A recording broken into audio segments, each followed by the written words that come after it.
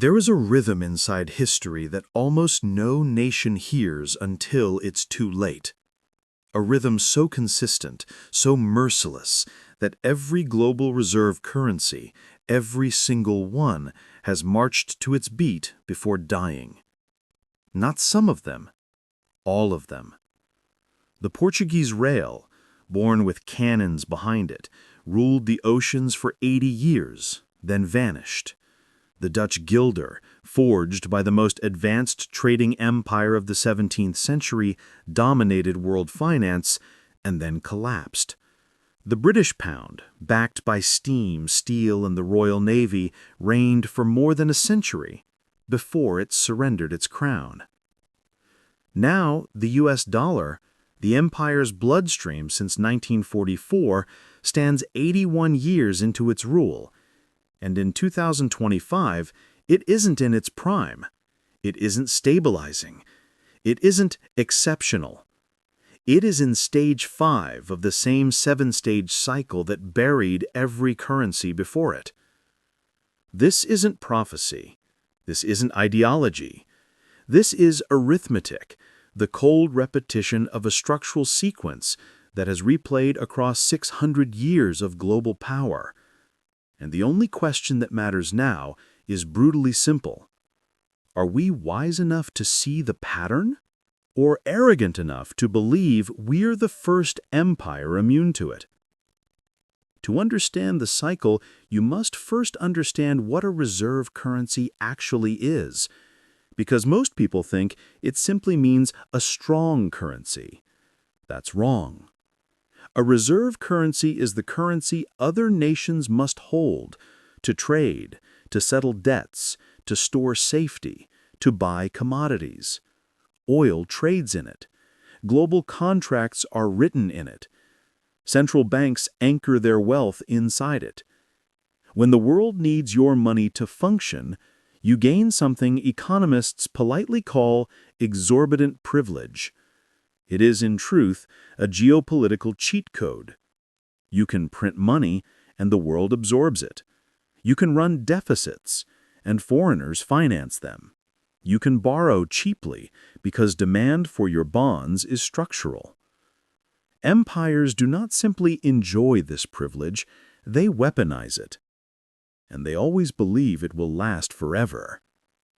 But it never does, because behind the grandeur, behind the fleets and flags and industries, reserve currencies follow a predictable 7-stage life cycle. A cycle that begins with military might and ends with currency collapse. Let's walk through it.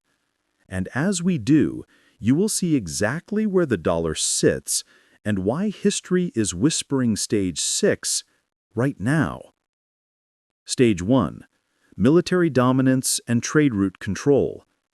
Every reserve currency begins with the same foundation, not economic genius, but military force, specifically over the arteries of global trade.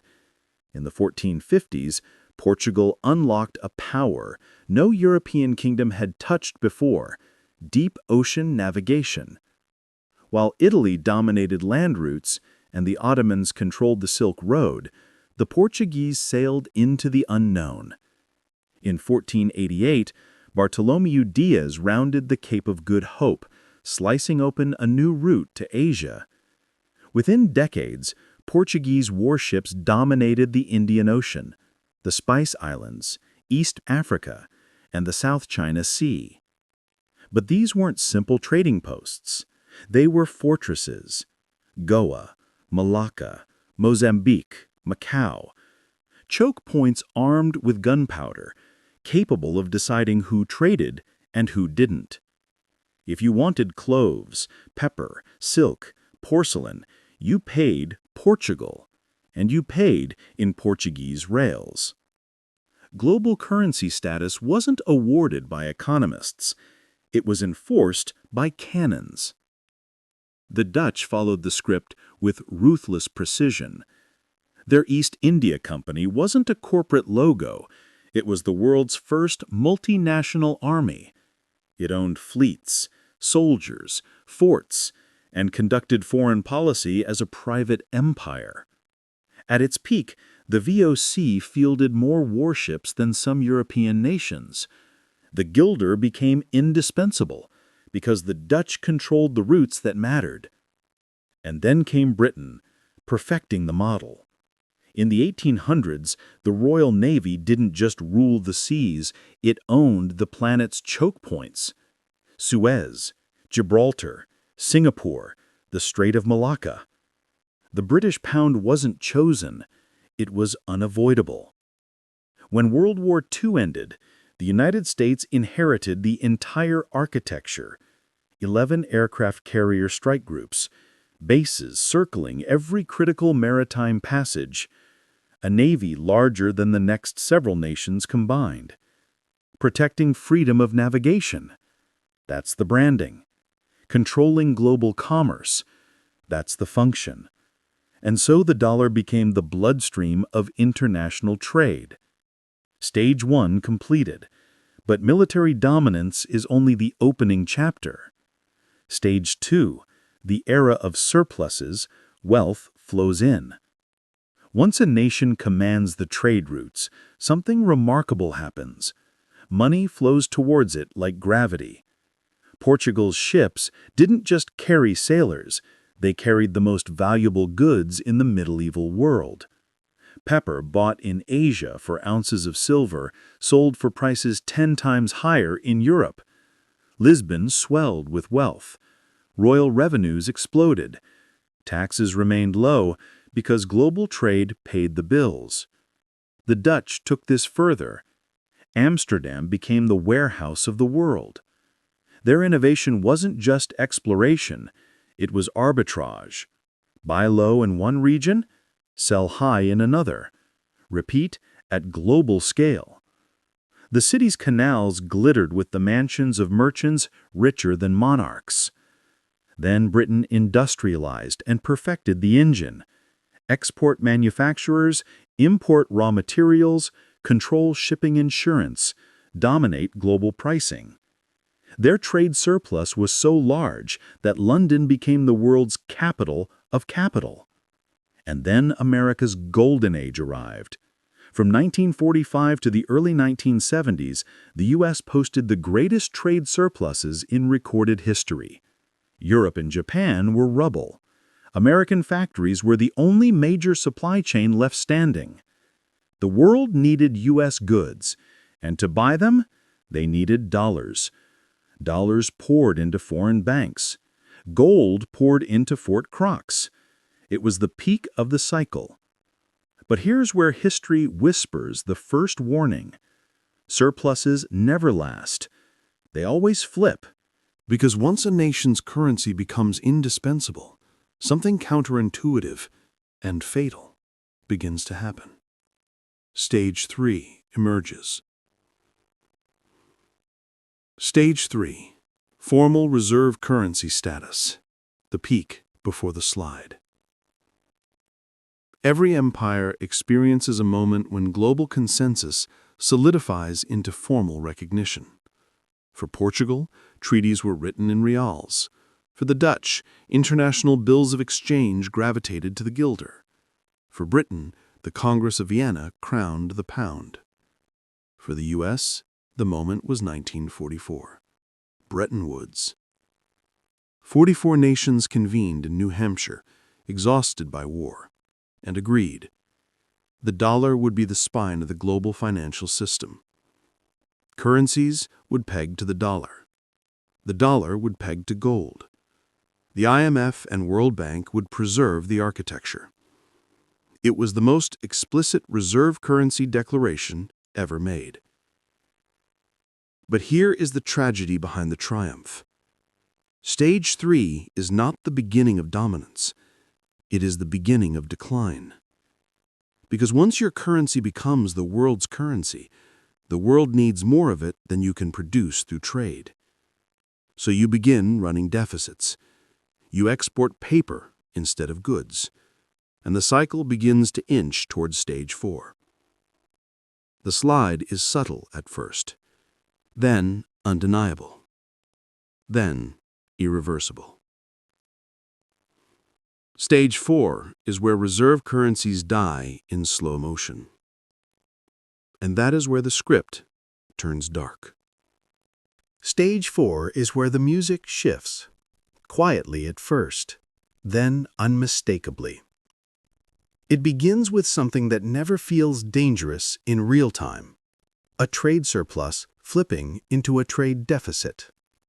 It doesn't feel like an empire-ending shift. It feels like progress, comfort, prosperity.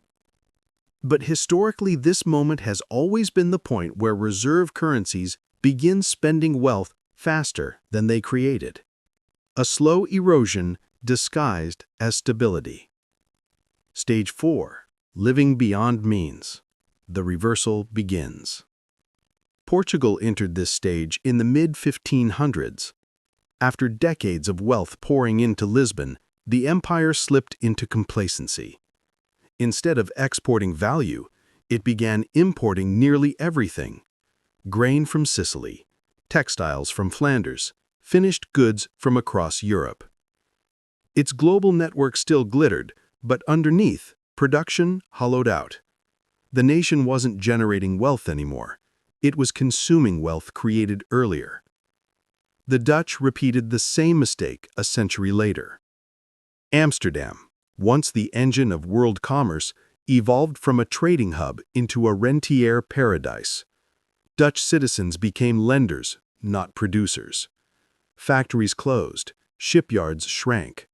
Capital fled innovation and poured into passive income.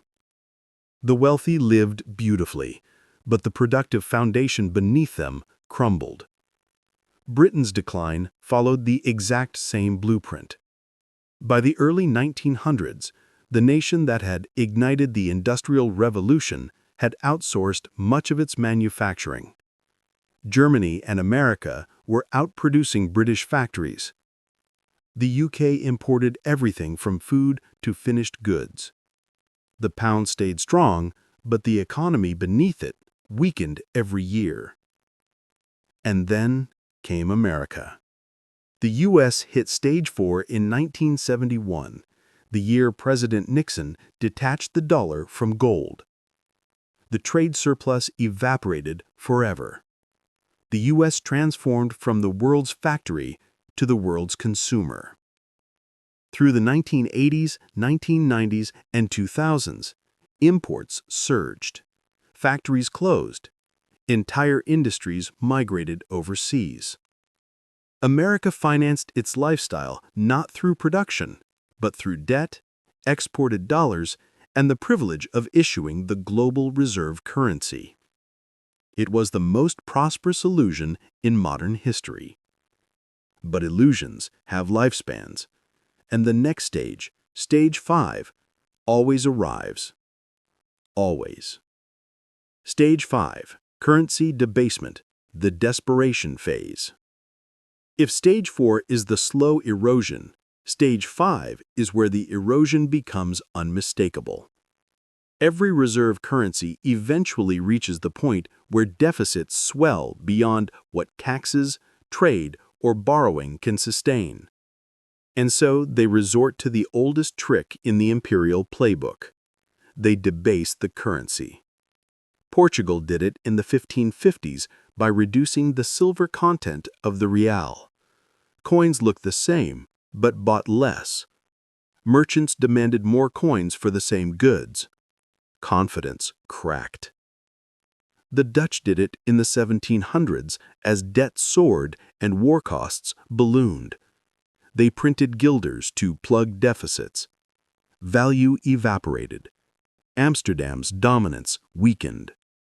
Britain did it through 2 world wars, money printing, suspended gold standards, and forced devaluations. In 1949, the pound lost 30% of its value overnight. In 1967, it collapsed again. The pound never recovered.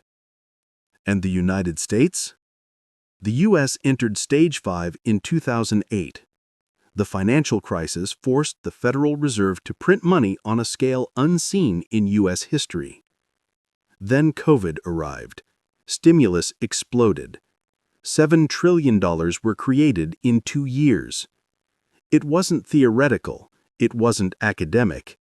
It was debasement, pure and simple. The result was brutal, but predictable. The dollar lost roughly 25% of its purchasing power between 2020 and 2022.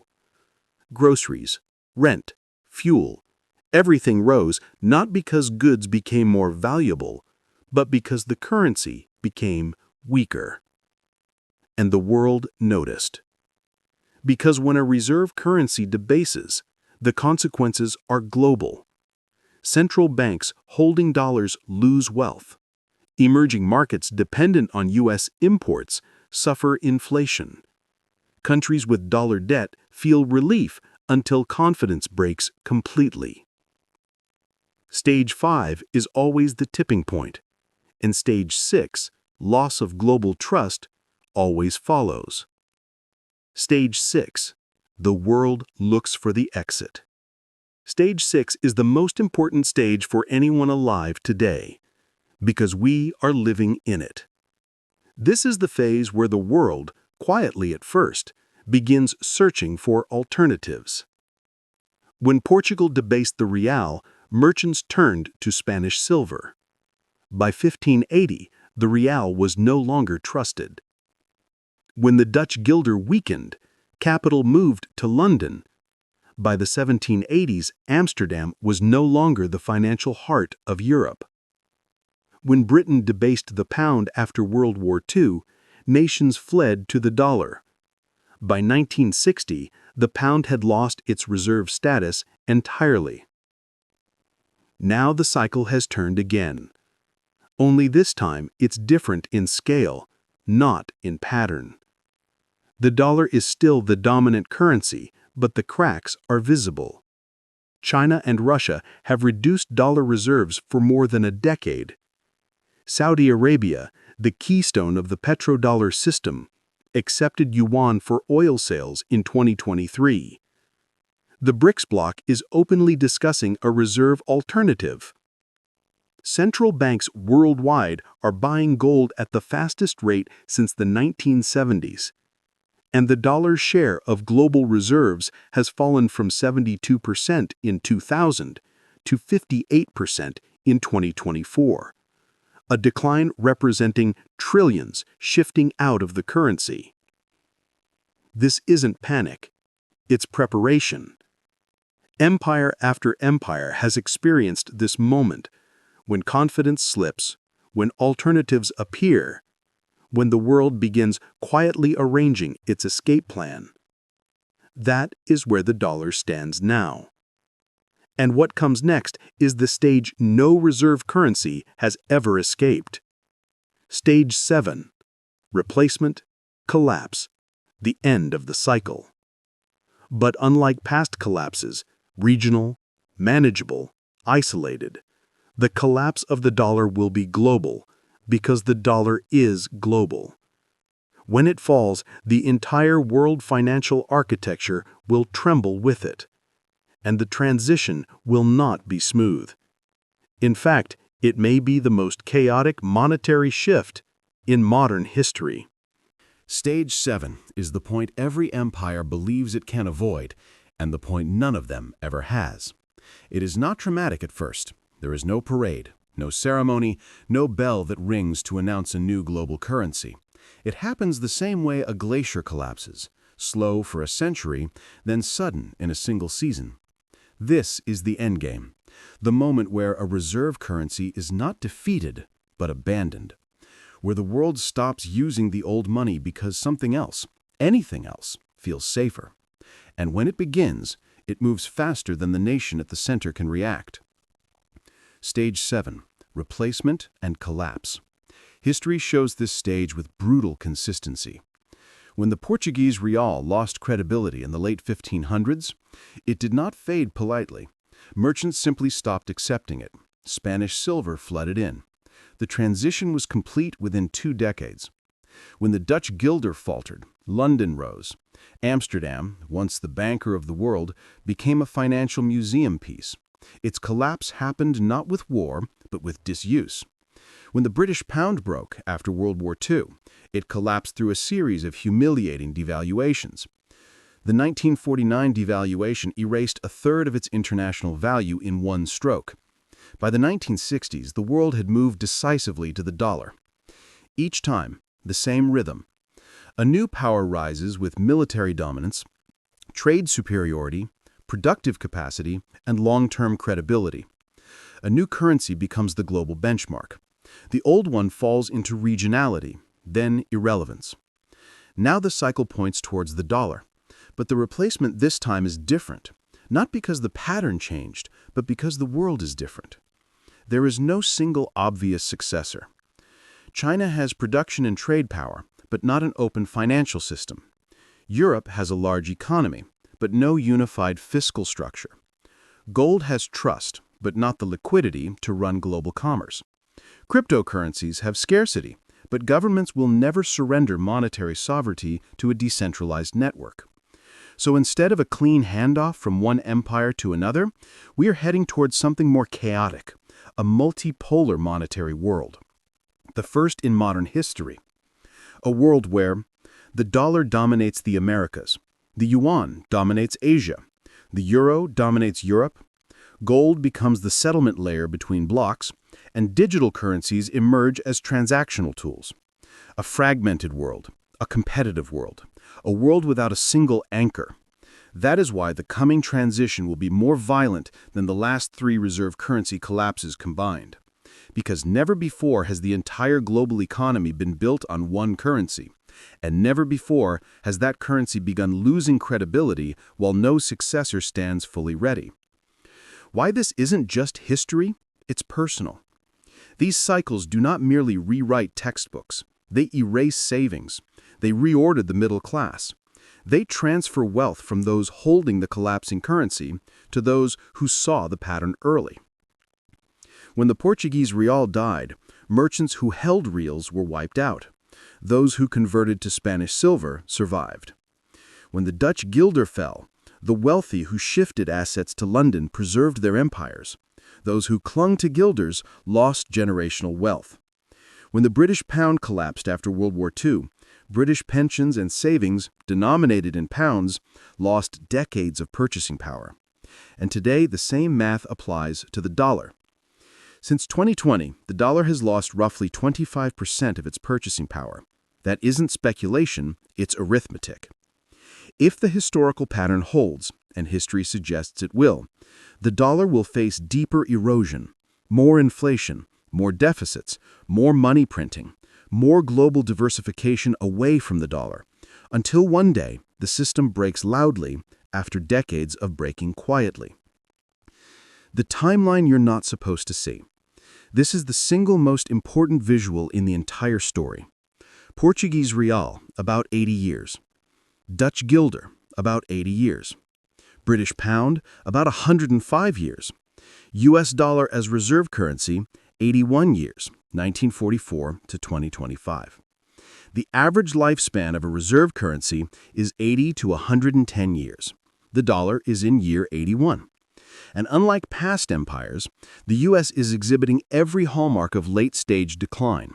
Record deficits, record debt, endless wars, currency debasement, loss of trade dominance, erosion of confidence abroad, global diversification into gold, yuan, euros, commodities.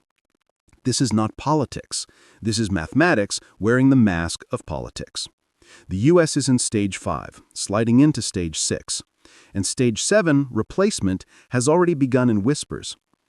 What happens when the dollar breaks?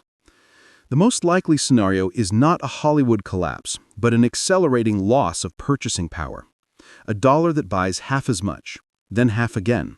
A slow-motion erosion that becomes a sudden crisis. Foreign holders dump treasuries. Commodity producers demand settlement in other currencies. Nations shift half their reserves out of dollars. Emerging markets default on their dollar debts. Corporations renegotiate contracts. The U.S. faces a wave of domestic inflation unlike any in living memory. For the average person, it will feel like your paychecks shrinking in real time, your savings evaporating, your rent rising, your groceries doubling again, your retirement plan failing silently. For global markets, it will feel like a rewiring of the entire monetary system without a clear blueprint. This is what every reserve currency collapse has looked like. This time will be bigger. So what do you do now? You can't stop stage 7, but you can avoid being crushed by it. 3 principles have saved wealth through every currency transition. 1. Don't hold all your savings in the collapsing currency. Not dollars, not any single fiat system. Diversify into real assets. Land, commodities, productive businesses, selectively gold, selective foreign assets. 2. Watch the indicators of acceleration. Central bank reserve flows, de-dollarized trade agreements, rapid gold accumulation, treasury sell-offs, sharp inflation spikes, emergency monetary policies. When these accelerate together, stage 7 is close. 3. Remember the pattern. Reserve currencies do not die suddenly. They die mathematically, slowly, then fast. The people who survive these transitions are the ones who recognize the pattern early, not the ones who argue that this time is different. The truth is simple. This time feels different because it's bigger, but the underlying pattern is the same. We have seen this cycle 4 times already. We are watching the 5th cycle in real time. The only question left is whether you position yourself like the merchants who adapted or the citizens who held the old currency until it was too late. The 7-stage cycle is not prophecy. It is history, and it is happening again.